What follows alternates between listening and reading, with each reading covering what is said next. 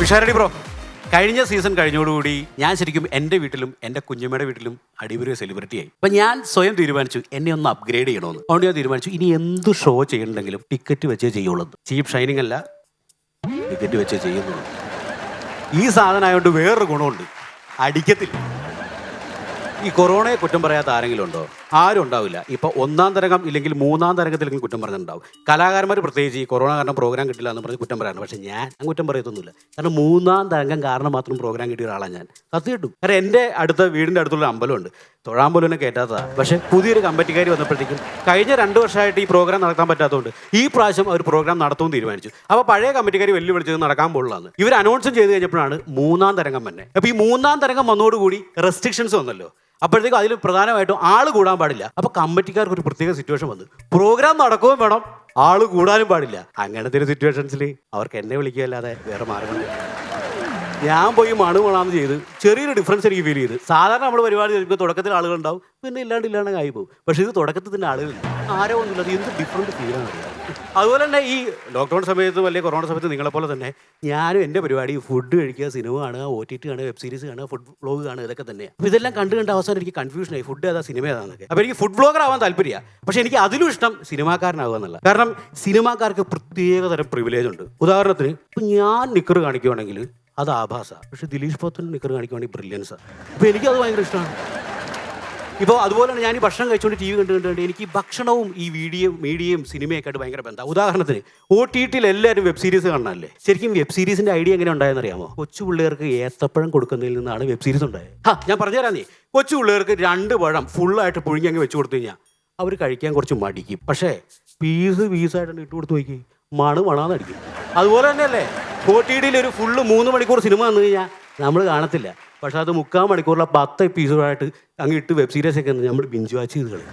ശരിയല്ലേ? ഇത് തന്നെയാണ് പറയുന്നത്, ഇതുമായിട്ട് ഫുഡുമായിട്ട് ബന്ധമാണ്. അതുപോലെയാണ് നമ്മൾ കഴിക്കാനായിട്ട് പുറത്തേക്ക് പോയി കഴിഞ്ഞാൽ നല്ലൊരു തട്ടുകട കണ്ടു കഴിഞ്ഞാൽ എനിക്ക് ഉടനെ അത് ആഷിഖ് കപൂർ പ്രൊഡ്യൂസ് ചെയ്ത് ശ്യാം പുഷ്കർ സ്ക്രിപ്റ്റ് ചെയ്ത് ദിലീഷ് പോത്തൻ ചെയ്ത ഒരു ന്യൂ ജനറേഷൻ സിനിമ പോലെ തോന്നും. കാരണം നമ്മളവിടെ കഴിക്കാൻ ചെന്ന് കഴിഞ്ഞാൽ അവർ മുന്നോട്ട് വെക്കുന്ന രാഷ്ട്രീയം, അവർ മുന്നോട്ട് വെക്കുന്ന ഫുഡ്, ദോശയും വെക്കും, ബീഫും വെക്കും. എന്തൊരു പൊളിറ്റിക്കൽ കറക്റ്റ്നെസ് ആണ്, ഒന്ന് ആലോചിച്ച് നോക്കി. അതുപോലെ തന്നെ കൈ കഴുകുന്ന സ്ഥലം മുതൽ പാത്രം കഴുകുന്ന സ്ഥലം വരെ ബ്രില്യൻസുകളുടെ ബഹള. കുറച്ച് പുകയൊക്കെ ഉണ്ടെങ്കിലും വലിയ തുകയില്ലാണ്ട് നല്ല സാധനങ്ങൾ വെക്കും. പിന്നെ ഈ കൊറോണ കാലത്ത് നമ്മൾക്ക് ഉണ്ടായൊരു സ്വഭാവമാണ് നമ്മൾ സ്വിഗ്ഗിയിലും അല്ലെങ്കിൽ ഓൺലൈനിൽ ഫുഡ് ഓർഡർ ചെയ്യുക എന്നുള്ളത്. ഈ ഓൺലൈനിൽ നമ്മൾ വല്ല കൊഴുക്കട്ടയോ അടയോ മോമോസൊക്കെ ഓർഡർ ചെയ്യുമ്പോഴത്തേക്ക് എനിക്ക് ശരിക്കും പറഞ്ഞാൽ ജിസ്ജോയുടെ സിനിമ പോലെ ഓർമ്മ വരും. എന്നാന്ന് പറഞ്ഞാൽ നമ്മൾ ഓർഡർ ചെയ്യുമ്പോൾ തന്നെ മെസ്സേജുകൾ ഇങ്ങനെ വന്നു കൊടുക്കും. പിന്നെ നമുക്ക് കൊണ്ട് തരുന്നതായത് ഒരു നന്മ മരായിരിക്കും, ഒരു ചിരിച്ച് നല്ല നിഷ്കളങ്കനായിട്ട് പുള്ളി ആയിരിക്കും കൊണ്ട് തരുന്നത്. ആ പുള്ളി തന്ന സാധനം നമ്മൾ ഫുഡ് ഇങ്ങനെ തുറന്നു നോക്കുമ്പോൾ കൊഴുക്കട്ടയാവട്ടെ അടയാവട്ടെ മോമോസ് ആവട്ടെ അത് ചുമ്മാ ഇങ്ങനെ തിന്നാതെ അതൊന്ന് പൊളിച്ചിട്ട് അതിൻ്റെ ഉള്ളൊന്ന് അറിയാൻ ശ്രമിച്ചാൽ എല്ലാം നല്ലതാ മക്കളെ. പിന്നെ പറയുവാണെങ്കിൽ ഈ കുഴിമന്തി ഇപ്പോഴാണ് പ്രചാരത്തിലായത്. അതൊരു 5 വർഷം മുമ്പ് ഞാൻ ആദ്യമായിട്ട് ഈ ഫുഡ് വ്ളോഗ് ചെയ്യാൻ താല്പര്യപ്പെട്ടുകൊണ്ട് ഈ കുഴിമന്തി കഴിക്കാൻ പോയി. അവിടെ അത് മാത്രമേ ഉള്ളൂ. അപ്പോൾ ഞാൻ ശരിക്കും കുഴിമന്തി കഴിക്കാനായിട്ട് കയറിയപ്പോഴത്തേക്കുണ്ടല്ലോ എനിക്കത് ജിത്തു ജോസിൻ്റെ ഒരു ഹോട്ടൽ പോലെ തോന്നി. കാരണം എല്ലാം ഒരു വല്ലാത്തൊരു സസ്പെൻസാണ്. ഞാനിങ്ങനെ നടന്നു പോകുമ്പോഴത്തേക്കും കിച്ചണിൽ കയറി കഴിഞ്ഞാൽ സാധാരണ നമ്മൾ ഫുഡ് പ്രതീക്ഷിക്കണേ എവിടുന്നാ? അടുക്കളയിലെ അടുപ്പിൻ്റെ മോളിൽ നിന്നാണ്. ഞാനിങ്ങനെ പ്രതീക്ഷിക്കുമ്പോൾ അവിടെ ഒന്നുമില്ല. ഈ കടക്കാരൻ പറയാ താഴ്ത്തു നോക്കുമ്പോൾ വലിയൊരു കുഴി. ആ കുഴിയിൽ ഫുഡ് കുഴിച്ചിട്ട് കുഴി മാന്തി എടുക്കണം. ശരിക്കും കുഴിമാന്തി എന്നാണ് പേര് വേണ്ടേ, കുഴി മന്തി എന്നാണ്. അവിടെ ഒരു എലി ചത്ത് കിടപ്പുണ്ട്. ഞാൻ പറഞ്ഞ് ഫുഡ് ബ്ലോഗർ ആണെന്ന് പറഞ്ഞപ്പോൾ പുള്ളി പറയാം കേട്ടോ എന്ത് സംഭവിച്ചെന്ന് വെച്ചപ്പോൾ മറ്റേ പുള്ളി എന്നോട് പറയാം ഞങ്ങളുടെ ഹോട്ടലിനെ ശിഥിലമാക്കാൻ പറ്റുന്ന ഒരു അതിഥി വന്നു, അത് തിരിച്ചു വരാത്തൊരു സ്ഥലത്തേക്ക് ഞാൻ അയച്ചത്. അപ്പം ഞാൻ പറഞ്ഞു ഞാൻ ഫുഡ് ബ്ലോഗറാണ്, ഇതൊക്കെ ശരിക്കും പറഞ്ഞാൽ ഞാൻ എയർ ചെയ്യേണ്ടതാണ്, ഞാൻ ചെയ്യുന്നില്ല. അപ്പോൾ പുള്ളി വീണ്ടും പറയാം നിങ്ങളൊരു നല്ല മനുഷ്യനാണ്. ഇനിയിപ്പോൾ ഈ ഹോട്ടലൊക്കെ വിട്ട് നമ്മൾ നേരെ കല്യാണ വീട്ടിലേക്ക് വരുവാണ്. ഈ ആർഭാടപരമായ കല്യാണം കണ്ടു കഴിഞ്ഞാൽ എനിക്ക് രാജമൗലിയുടെ ബാഹുബലിയൊക്കെ പോലെ തോന്നും. കാരണം അതിൻ്റെ പ്രൊഡ്യൂസറും ഈ പെണ്ണിൻ്റെ അച്ഛനും ഏകദേശം ഒരേപോലെ എത്ര കോടി മുടക്കണമെന്ന് പറഞ്ഞ് അലഞ്ഞ് തിരിഞ്ഞിങ്ങനെ നടക്കുക. അതുമാത്രമല്ല വെറുതെ കുറെ പെൺപിള്ളേർ അങ്ങോട്ട് ഓടണം ഇങ്ങോട്ട് ഓടണം. പിന്നെ ജിബ് ഡ്രോണ് ട്രാക്ക് ആൻഡ് ട്രോളിയുടെ ബഹള. അതിനുശേഷം നമ്മൾ ഫുഡ് കഴിക്കാനായിട്ടൊക്കെ ചെല്ലുമ്പോഴത്തേക്കും ഈ സാബൂസുകളൊക്കെ ഉണ്ടാക്കി വെച്ചേക്കണോ, വലിയൊരു ആടിനെ ഇങ്ങനെ ഉണ്ടാക്കി വെച്ചേക്കണം. നമ്മളിങ്ങനെ അന്തം വിട്ടിരിക്കുമ്പോഴത്തേക്കും വെയിറ്റർ ഒരു കത്തി എന്നിട്ട് പറയും കട്ടപ്പ ആയിക്കോളാൻ പറയും. എന്നാ എൻ്റെ ബാക്കിൽ നിന്ന് കുത്തിയിട്ട് തിന്നോളാം. പിന്നെ നമുക്ക് ഹോട്ടലിൽ നിന്നും കല്യാണ വീട്ടിൽ നിന്നൊക്കെ മാറിയിട്ട് നമുക്കതിനെ എൻ്റെ വീട്ടിലേക്ക് വരാം. എൻ്റെ വീട്ടിലെ വൈഫ് ശരിക്കും കുക്ക് ചെയ്യുന്നത് അല്ലെങ്കിൽ സ്പെഷ്യൽ ഫുഡ് കുക്ക് ചെയ്യുന്നത് മലയാളത്തിലൊരു ബിഗ് ബജറ്റ് ചിത്രം പിടിക്കുന്ന പോലെയാണ്. എന്നാന്ന് പറഞ്ഞാൽ അടുത്ത ഞായറാഴ്ചയാണ് കുക്കെങ്കിൽ ഈ ശനിയാഴ്ച അനൗൺസ് ചെയ്യും വരുന്നു ഡിഫറെൻറ്റ് എക്സ്പീരിയൻസ് ചെയ്യൂ എന്നൊക്കെ പറഞ്ഞു. ബുധനാഴ്ച ആകുമ്പോൾ എൻ്റെ വാട്സപ്പിലേക്ക് ഒരു ഫസ്റ്റ് ലുക്ക് പോസ്റ്റർ വരും, സാധനങ്ങൾ മേടിക്കാനുള്ള ലിസ്റ്റ്. ശനിയാഴ്ച ആകുമ്പോഴത്തേക്കും അതിൻ്റെ ടീസർ വരും, തലേ ദിവസം വെക്കുന്ന വിസിൽ.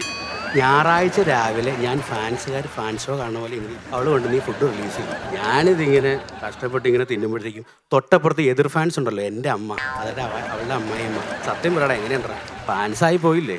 അമിത പ്രതീക്ഷ ഇല്ലാതെ തിന്നു കഴിഞ്ഞാൽ തിന്നിരിക്കാം.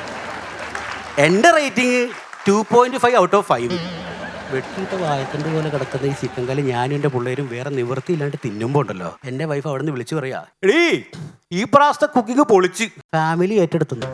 പിന്നെ എനിക്ക് ഇത് വീട്ടിലെ ബിരിയാണി, ശരിക്കുള്ള ബിരിയാണി കിട്ടുമ്പോഴുണ്ടല്ലോ എനിക്ക് അമൽ നീരദിന്റെ സിനിമ ഓർമ്മ വരും. ഒരു നറുനെയ്യിലുണ്ടാക്കിയ ഫുൾ കോഴി ബിരിയാണി കൊണ്ടുവയ്ക്കുമ്പോൾ നമ്മൾ മെല്ലെ റൈസ് ഇങ്ങനെ മാറ്റുമ്പോഴത്തേക്കും ആദ്യം കാല് കാണും, അതിനുശേഷം മസിൽ കാണും, പിന്നെ നമ്മൾ സൈഡിട്ട് മാറ്റുമ്പോഴത്തേക്കും മിക്ക ബിരിയാണിയിലും ഉണ്ടാവും ഈ അമൽതീരത്തിന്റെ എല്ലാ പടത്തിലുള്ള പോലെ ജിനു ജോസഫ് വെളുത്തൊരു മുട്ട പിടിക്കുന്നത്. നമുക്കാണെങ്കിൽ ഇത് സ്പീഡിൽ തിന്നാൻ പറ്റത്തില്ല. നമ്മൾ പയ്യെ തിന്ന് അവസാനം നായകനെ ഇവനെ പോലെ സ്ലോ മോഷനിലാണ് നമുക്ക് പോകാൻ പറ്റുള്ളൂ.